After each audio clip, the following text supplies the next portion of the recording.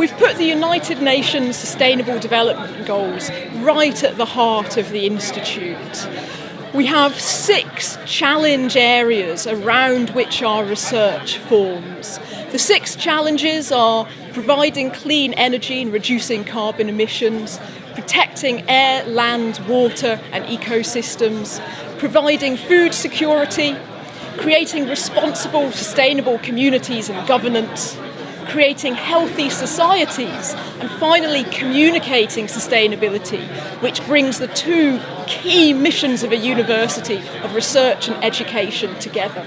I think this is a very exciting day for Keele. We've been hoping for an institute of this kind, looking at sustainable futures, looking at ways in which we can get this interdisciplinary research and impact, because it's no good doing the research if it doesn't have an impact on society, on policymakers, on the way people lead their lives, on businesses, on communities. This is a really important part of it, and as someone who is in academia as chancellor of this wonderful university, but also frustrated by how slow it is to change society, I'm really focused on the impact side of it. We have to focus here on how we can use that research most effectively to impact on our own local communities here, on the wider policy community, and then all of those hundreds of thousands of people around the world who are trying to make a real difference as these issues become more and more pressing. Building a sustainable future is not just what Keele has done a lot of over many years. It actually is firmly embedded in what we as a university actually is.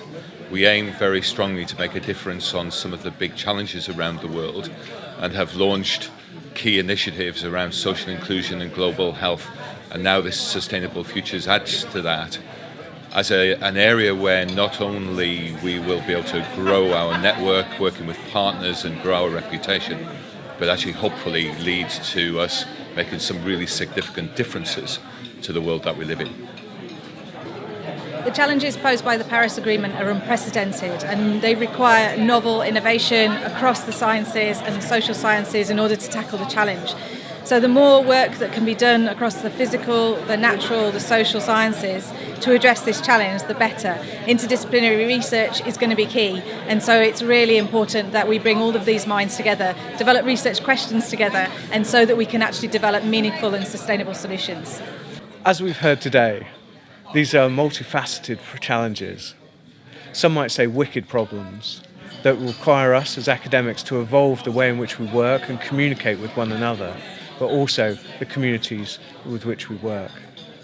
Whether it be the subject of food security or enhancing our collective resilience to environmental shocks, or indeed our ability to deliver on the Paris Climate Agreement, it is clear that new approaches are required to address these challenges if indeed we wish to live in a more sustainable world.